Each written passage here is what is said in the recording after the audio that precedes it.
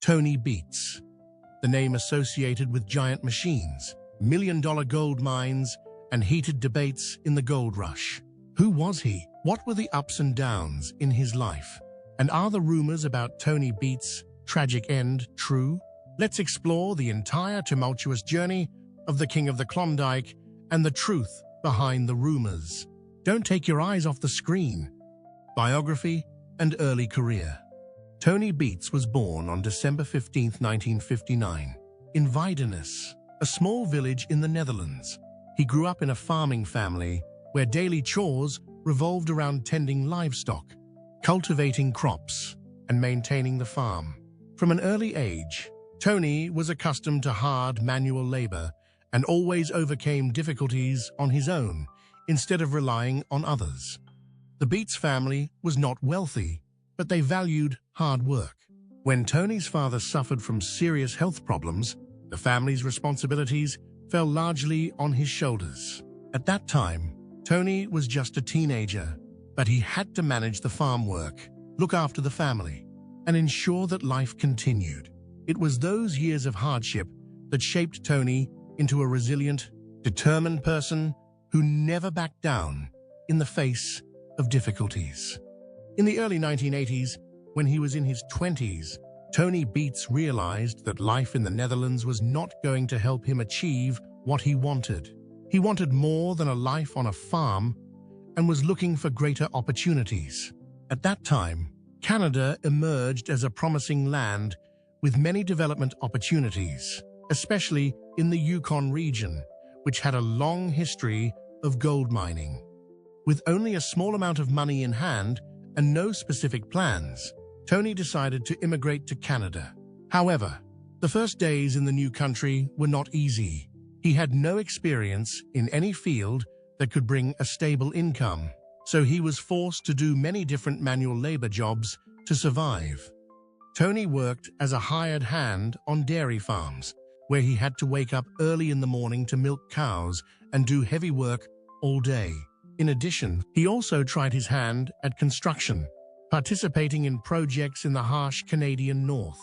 The harsh working conditions and cold weather of the Yukon were a real challenge, but Tony never gave up. After a few years of working for hire, Tony gradually realized that gold mining was the way to go. He began to learn about the industry and eventually got the opportunity to work at a gold mine in the Yukon. During this process, Tony not only learned about gold panning techniques, but also learned how to operate heavy machinery, such as excavators, mining trucks, and wash plants. However, Tony was not satisfied with just working for someone else. He had a bigger ambition to own his gold mine. But to do that, Tony needed investment money. So he decided to save every penny, accepting to work tirelessly to accumulate capital. He once shared that there were times when he worked up to 16 hours a day without a day off, just to get closer to his goal. In the late 1980s, with his savings and some loans, Tony bought a small plot of land in the Yukon to start his own gold mining business. The early days were not easy. He had to assemble the equipment himself, hire workers, and constantly face failures. But with grit and perseverance, Tony gradually found a way to optimize the mining process and began to have the first successes. This was the beginning of his brilliant career in the following decades. A career in gold mining. After purchasing his first gold mining property in the Yukon in the late 1980s, Tony Beets began his arduous journey to becoming one of the region's most successful gold miners. With previous experience in agriculture and construction, he quickly adapted to operating heavy gold mining equipment. However, gold mining was not an easy job. Tony faced numerous challenges, from harsh weather conditions and rugged terrain to maintaining cash flow to continue operating expensive equipment. There were some big failures during the mining season, but Tony never gave up. He was always looking for more efficient ways to mine gold, including repurposing old but still valuable equipment. Gradually, Tony Beets built a reputation in the gold mining industry in the Klondike, Yukon. He became a household name in the mining community in the area. Tony Beets' big break came in 2010 when he was cast in the Discovery Channel reality show Gold Rush. The show followed the lives of gold miners in Alaska and the Yukon, documenting their struggles, successes, and failures in the gold mining industry. Tony first appeared as a mentor to Todd Hoffman, one of the show's main characters. With his extensive experience and straightforward, no-nonsense style, he quickly made an impression on the audience. Soon after, Tony Beets became a central figure in Gold Rush, gaining a huge fan base thanks to his tough work ethic, blunt way of speaking, and never-give-up attitude. One of the highlights of the show was the way Tony mentored his team, including his family members. He often assigned his wife, Minnie Beets, and their children to keep the mine running. The Beets family gradually became one of the most famous gold mining families in the series. Tony Beets was not only famous for his talent in gold mining, but also for his bold and unconventional decisions. One of his most notable achievements was the purchase and restoration of a giant dredger worth $1 million. This dredger was once a legendary gold mining machine in the Klondike, but had been abandoned for many years. No one believed it could be used again. But Tony Beets decided to take the risk. He invested time, money, and manpower to restore the dredger, to use it to mine gold in a way that few others dared to attempt. This project not only helped Tony achieve a higher gold yield, but also solidified his reputation in the industry. Because of his impressive success, he was dubbed the Klondike King, a nickname that affirmed his leading position in the Yukon gold mining industry. Tony Beets was known for his uncompromising leadership style. He was not afraid to speak his mind, take risks, and always demand seriousness in his work. This made him a controversial figure in the gold rush. Some admired his decisiveness, while others thought he was too tough on his employees. However, there is no denying that Tony Beets left a strong mark on the gold mining industry. He was not only a talented miner, but also a smart businessman who knew how to take advantage of every opportunity to expand his business. Tony Beets, despite being a veteran gold miner with many years of experience, has also been involved in legal troubles related to his gold mining operations. Legal entanglement. One of the most controversial and high-profile incidents involving Tony Beets was the diesel burning incident in 2014 at one of his gold mines in Eureka Creek, Yukon, Canada. The incident occurred when a member of Tony's mining crew poured diesel fuel into a burning water hole to create a large fire effect. The entire incident was captured on an episode of the Discovery Channel's popular reality show Gold Rush and aired widely on television. In the show, the act was portrayed as a joke by the mining crew, intended to entertain and create a memorable moment on television. However, immediately after the episode aired, this action was met with fierce criticism from viewers, environmental organizations, and especially the Yukon government, where Tony Beets was mining gold. Canadian environmental officials investigated and concluded that this action was a serious violation of environmental protection regulations under the Yukon Environmental Protection Act. According to the law, dumping fuel into the natural water sources, especially in mining areas, can cause negative environmental impacts, including water pollution and the risk of uncontrolled fires. After a lengthy investigation, in 2017, Tony Beets and his company, Tamarack Inc., were fined CAD 31,000, equivalent to about USD 25,000 at the time, by a Yukon court. Although the fine was not too large compared to the scale of Tony's operations, the lawsuit affected his reputation and led to closer scrutiny of his gold mining operations in the following years. At the trial, Tony Beets did not deny the incident and admitted that the action was inappropriate. However, he asserted that he was not the one who directly ordered the action.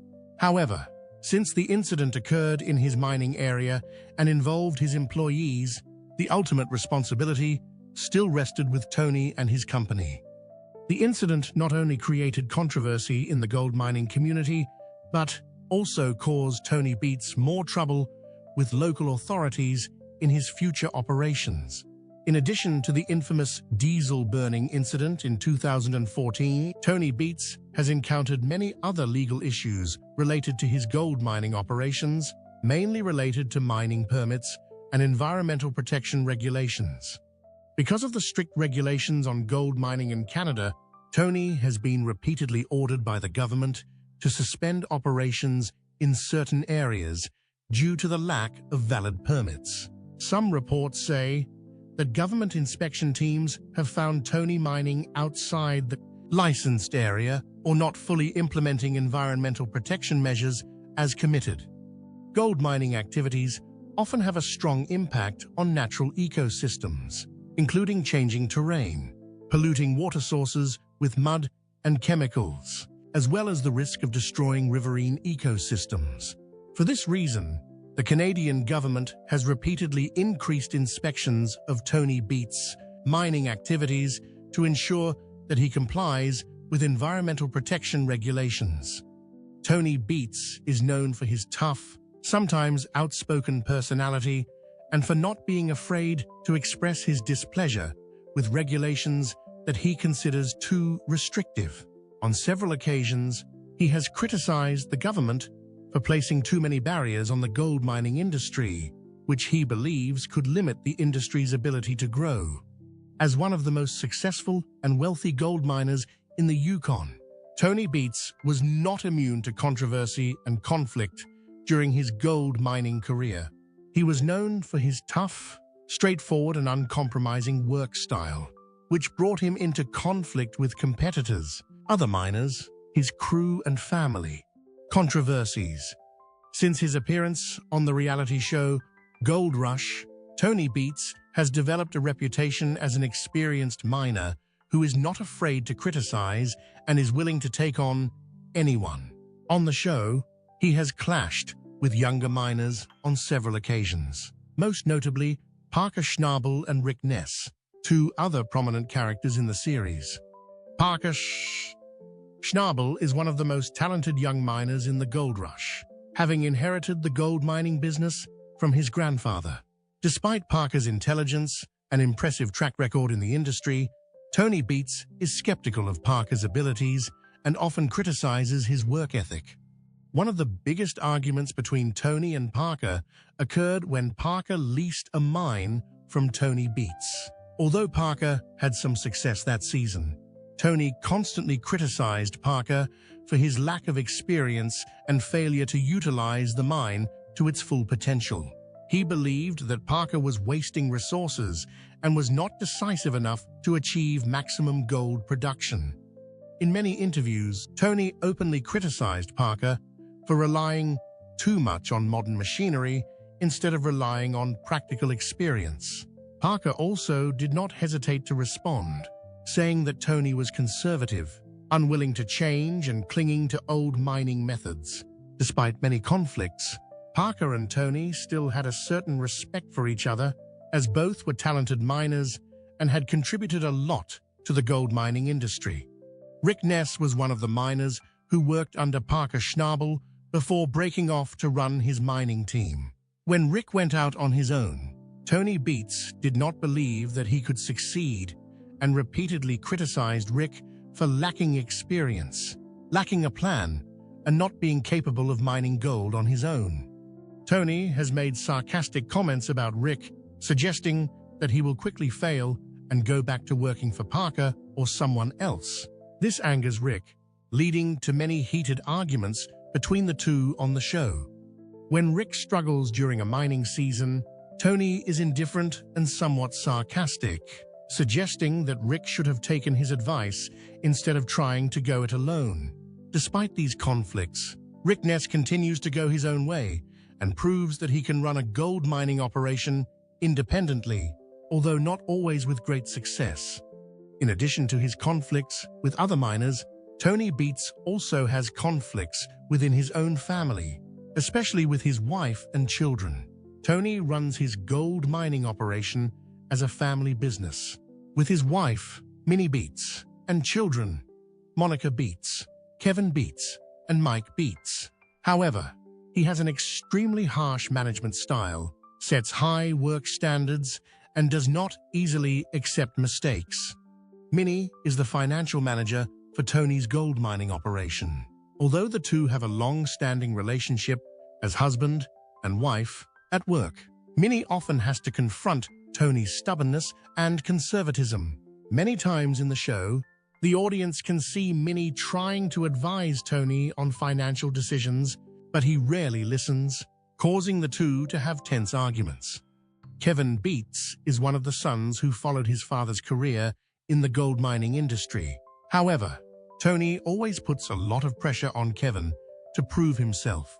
In many episodes of Gold Rush, the audience can see Kevin trying to give new ideas on mining methods, but Tony often brushes them off and insists on doing things his way.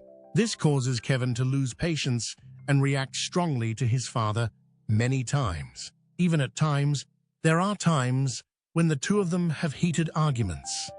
Despite this, Kevin continues to work on the family mining crew, and he gradually proves that he is capable of managing some of the business without relying too much on his father. Monica is also a prominent character in the Gold Rush. As Tony's only daughter, she faces many challenges when working in a male-dominated industry. Although Tony is very proud of Monica's workability, he is also not lenient when she makes mistakes. There are episodes in the show where Monica gets upset and argues with her father because he does not trust her with some important decisions. However, in the long run, Monica proves her ability and gradually gains Tony's respect. In recent years, rumors have been circulating on social media and gold mining forums that Tony Beets has died or suffered a serious accident. These reports have quickly gained traction among Gold Rush fans and the gold mining community, leading many to question the veracity of the story. Rumors of a tragic ending. Rumors of Tony Beets' death have been circulating sporadically since 2022, but there has been no solid evidence. Some unofficial sources on social media have made confusing posts claiming that Tony died in a serious gold mining accident or due to health problems. Tony is a man in his 60s with a harsh work ethic. His appearance on Gold Rush with a tough appearance, hoarse voice, and tough demeanor has led many to speculate about his health. At the same time, the gold mining industry has always been fraught with risks, from mine collapses to machinery accidents. Some old articles about accidents in the industry have been mistakenly attributed to Tony. In addition, in recent seasons, Tony has not appeared as frequently as before, causing fans to wonder about his condition. This has further fueled speculation that he may have suffered health problems or even passed away. Despite many rumors about Tony's tragic end, there has been no official confirmation that he has passed away. Tony continues to manage his gold mining operations and participate in the Gold Rush program, although there have been changes in the way he appears in public. According to recent updates, Tony continues to manage his gold mining team in the Yukon. Despite his advancing age, he still maintains a strong work ethic, and his team is still operating efficiently. If a major figure like Tony were to suffer a major setback, there would certainly be an official announcement from his family or the Gold Rush production team. However, to date, there have been no official statements from official sources confirming that Tony has serious health issues or has passed away.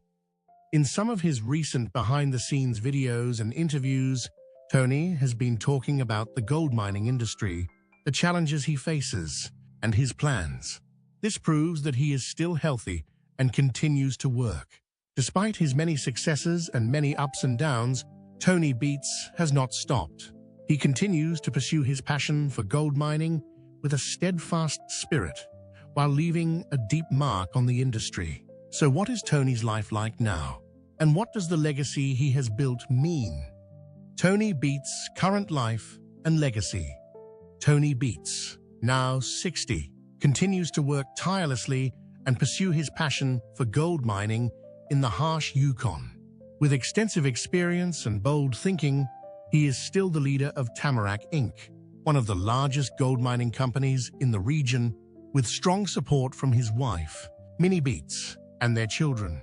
Not only does he maintain traditional mining operations, but he is constantly looking for new potential areas and willing to invest heavily in advanced technologies to maximize gold production.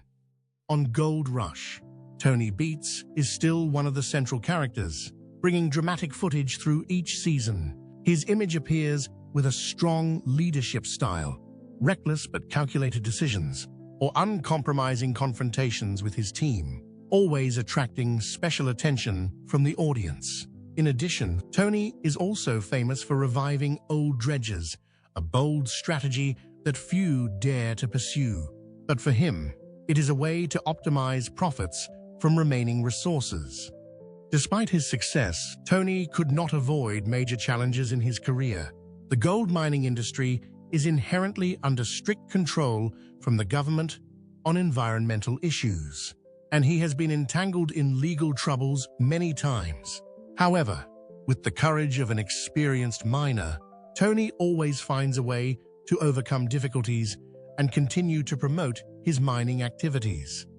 The legacy that Tony Beets left behind is not only a huge fortune or a famous reputation in the gold mining industry, but also a source of inspiration for many young miners. Starting from an ordinary worker in Canada, he rose to become one of the most powerful figures in the industry, proving that success does not come from luck, but from hard work, determination, and a never-ending spirit. In the tough world of gold mining, Tony Beets is living proof of the saying, "There is no such thing as easy money." He has shown that with enough willpower and smart strategy, anyone can build an empire, no matter how humble their starting point is. What do you think about Tony Beets' career and working style? Are his bold decisions the key to his success, or do they also bring with them a fair amount of risk? Please share your thoughts in the comments section below. We would love to hear from you. And don't